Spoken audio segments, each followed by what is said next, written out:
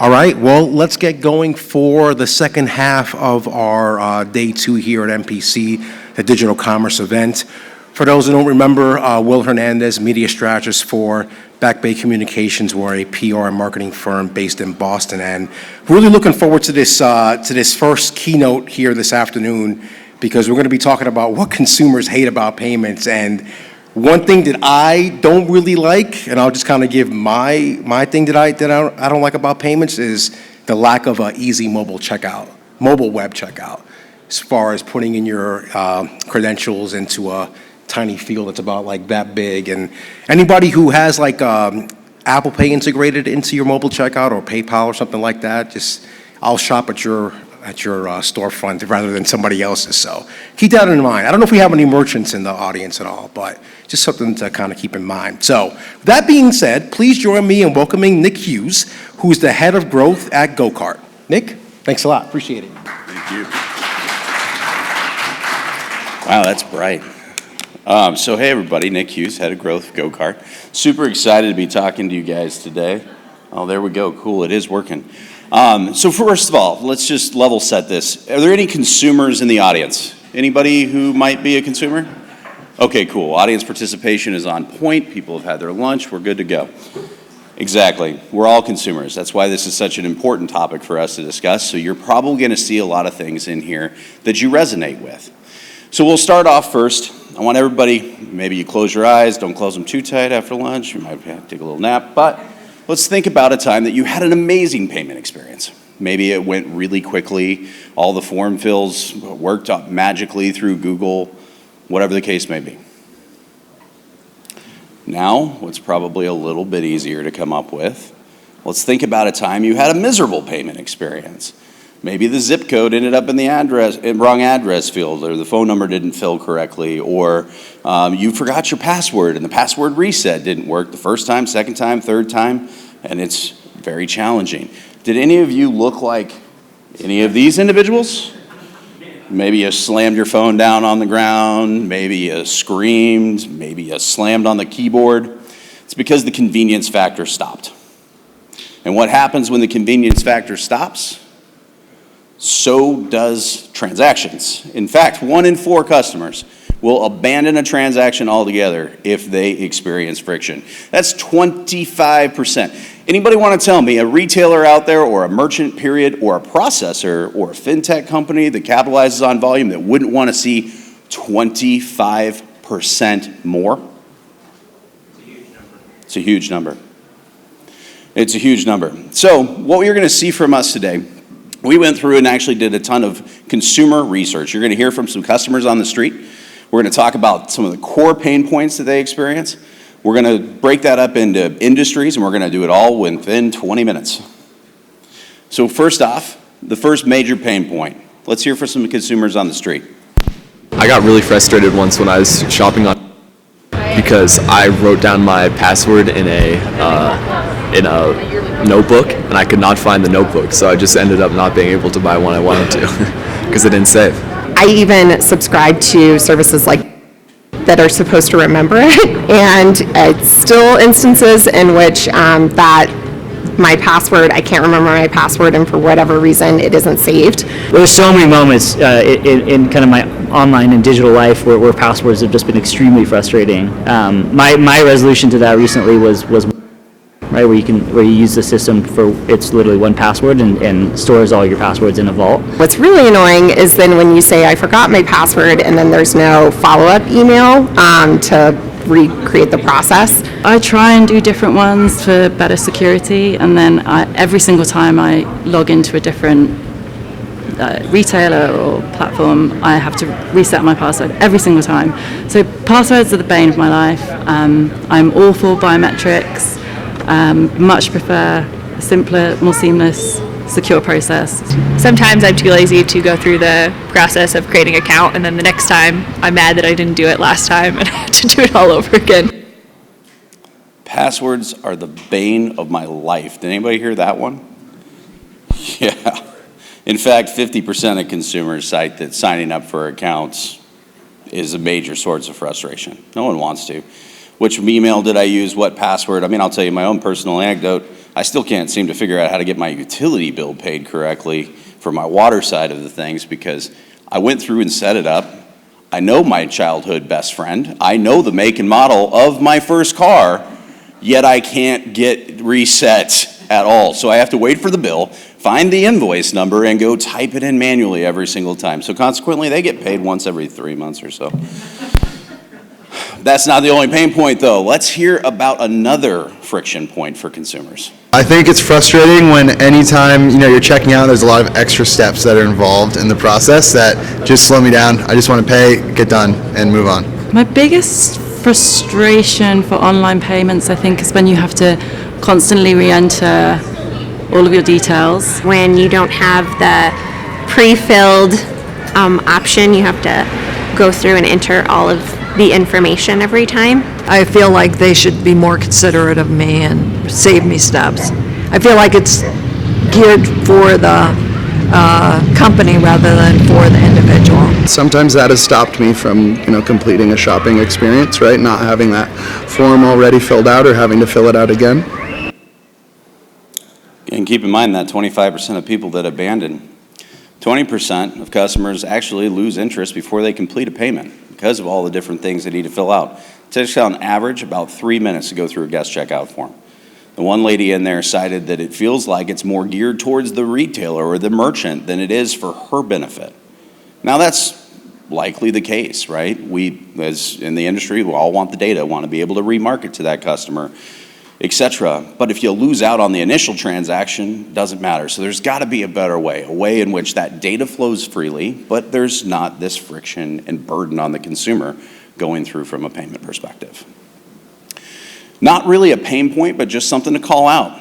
77% of the consumers that we surveyed said that they wanted one secure account for everything. There's some things out there that are working towards that, but there's issues in terms of different operating systems, different browsers, different merchant industries, et cetera, and that there's nothing that's ubiquitous across all of that. It's just a key point to kind of think about as we continue through here. We're now going to switch over and specifically call out a couple of different industries. We're going to start with retail. So in our survey, we took note of what were the reasons that you actually abandoned a cart. 41% was it takes too long. Just that it takes too long. It didn't accept my card, I had to sign in and create an account, or website seemed untrustworthy. 41%, that is a huge number that are saying it just took too long, and that's why you didn't get my money today. Retail also, though, has gone above and beyond and now are getting into different areas like personal shoppers. Personal shopping experience that we got to go through and witness firsthand, great experience up until the very end. Worked with the shopper, found all the different lines that we wanted to get, etc. Had the whole thing laid out. And at the very last, you can see the bottom text message. Call me at your convenience with your address and your credit card information. Womp womp. You're now making the consumer jump through another hoop. You gave them a beautiful white glove experience and then layered friction at the last moment. Not ideal. This isn't just in retail, though. Hospitality. Look at the top one. Actually a little bit higher this time, 42%. It takes too long. Didn't accept my wallet. Didn't accept my card. I had to call and place an order. Now, some of that's been a little bit solved from the standpoint that the pandemic forced a lot of hospitality and most of the hospitality industry online. That said, it still exists, and it's a pain point.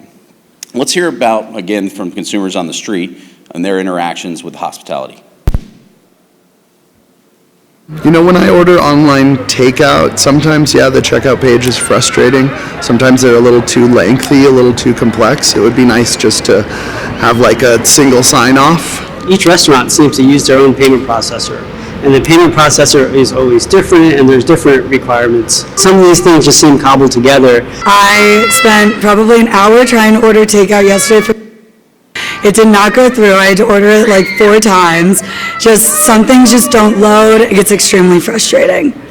In the past, when I have ordered over the phone from restaurants, typically the most frustrating part has actually been giving them my address information and being certain that they've gotten my address information correct. Usually the person that's taking the order is the host or hostess, and it's very loud. There's other people around there, and they're doing 3 other things. You can't get a hold of someone right away, or they're so busy they put you on hold for a long time. I don't like giving my credit card number to whoever might be answering the phone.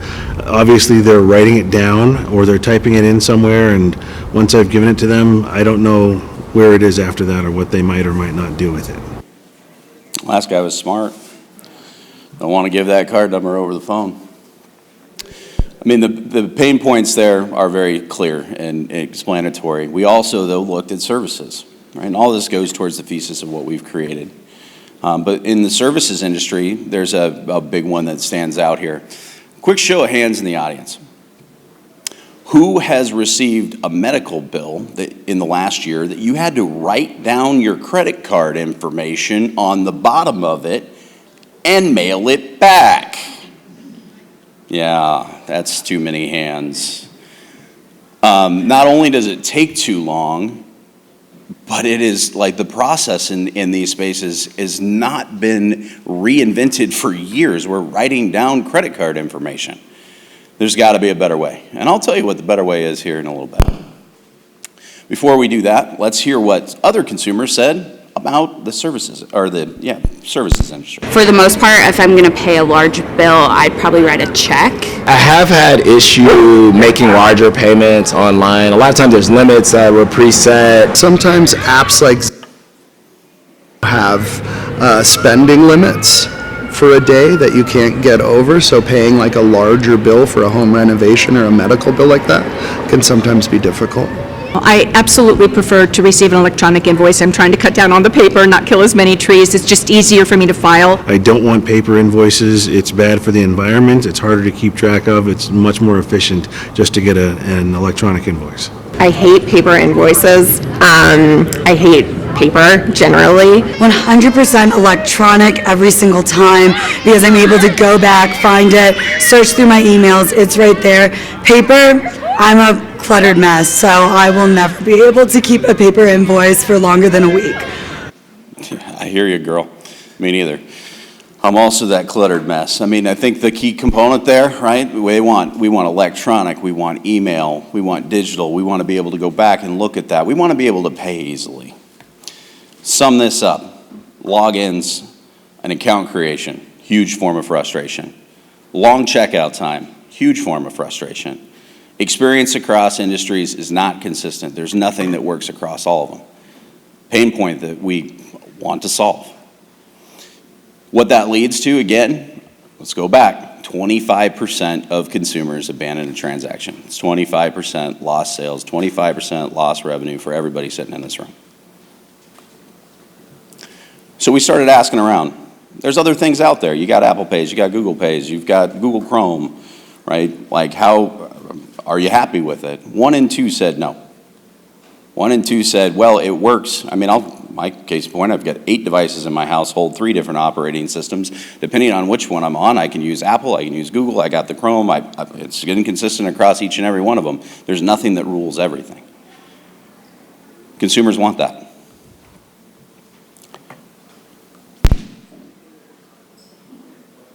The ideal electronic payment experience for me would be a single portal that allows me to manage my passwords in one place. I think it would be like a universal secure wallet that stored my information. Everything in one folder right there and be able to search through. Organization is what's most important when, trying to deal with all these different payments that you have to organize.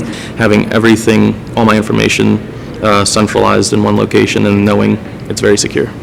Table stakes for me is efficiency, ease of use, and being able to use everywhere. Differentiators would be some sort of promotions or rewards for consistently using that platform. Awesome. So in line with what we saw in terms of the overall stats, which was consumers want SMS authentication. It's easier, it's quicker, it's streamlined. They want more payment methods. They want to be able to use applicable rewards, and they want one account to rule it all. not multiple accounts in different places, not different passwords and having to remember and doing resets, etc. We also then looked at text and email specifically by industry and notating where the most applicable use cases, right? Where do consumers actually want to be able to engage with text and with email? What you'll notice is in restaurant and retail side of things, text is actually more forward focused here.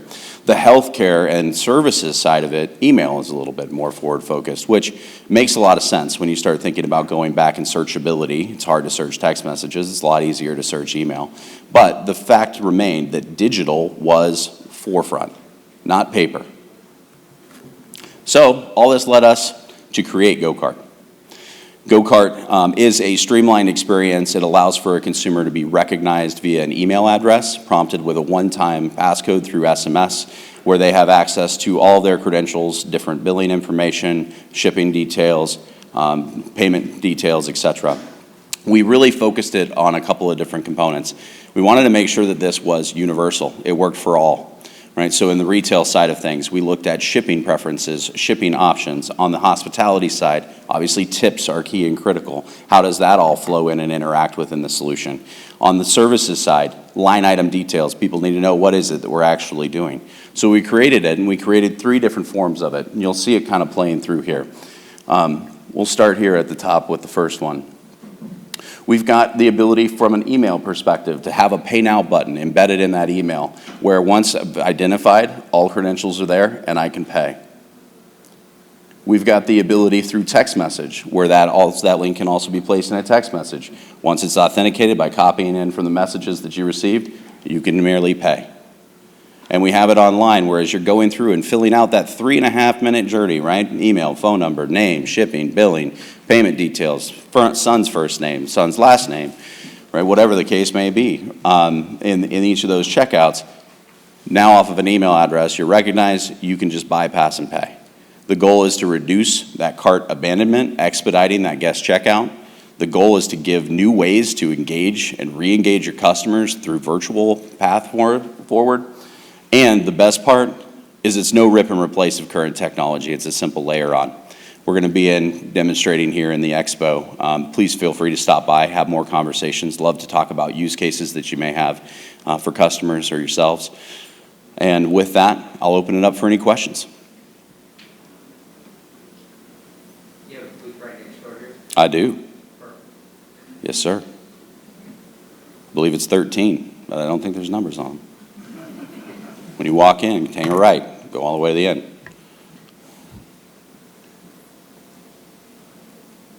Did everybody resonate? I mean, show of hands. Everybody found something in there they resonated with? Yeah. So, I have another question. So I'm doing onboarding with the bank, right? Get a bank card, right? Yep. I've done that. I'm onboarded. Now I want to onboard with another website. How can I use the information from the bank onboarding, not all of it, but some of it, their name, first name, last name, email address, and use it in another form, so that when they're done, that form's done, because they're completely separate, right? Yep. And be able to use that. And at the same time, now it turns out that I need a crypto wallet, but in order to get that crypto wallet, I've got to put in my first name, my last name, phone number, email address, blah, blah, blah. I've done the KYC with the bank already, right? They approved me by now, right? And so I've got a couple of places doing that, and now I've got my crypto wallet that I need to get, that all tied down and squared up as well. Do you have an easy onboarding flow for all 3 of them to make it easy for all 3, or is that a little bit over where you're at? Yeah, the crypto side of it, I mean, eventually our goal is to have a very flexible wallet solution, right? If you're going to have one to rule them all, it's going to have things like real-time payments, crypto, pay with points, buy now, pay later offerings, all embedded within that single experience. So that's absolutely the direction that we're going. In terms of the easy onboarding, there's 2 paths forward for a consumer to actually get engaged with GoCart today. The first is they find us in the wild, and through a checkbox in a guest checkout, they submit their desire to be a part of the network, right? And we can talk about how that all comes to be if we stop by the booth. But the other piece, which is even more interesting, is we've actually gone out to issuers. And we've said, listen, we actually want to be a mechanism where when we're looking up in our database, we actually want to look up in your database. So for instance, maybe it's Discover, right? Where we're able to take RJ's email and bounce it into not only the GoCard database, but over to Discover, and they say, yep, we've got a card holder, which then we can actually show that partnership together, bring all of the details in from the bank, right? The bank has those, and that consumer no longer has to go through even an initial setup, right? It happens seamlessly. Most definitely. Can you speak about any merchants that you think go experience so far? Absolutely. Yeah. Anybody like Marco's Pizza or Firehouse Subs? Keep going. Okay. Yeah. We've got about 1,500 merchants in the healthcare space that this is actually deployed on their sites, in their experience. Which, if you're going to the doctor in that scenario, that would work. We also deployed through an ISV partner in the motorcycle, RV, boat arena for servicing and sales components.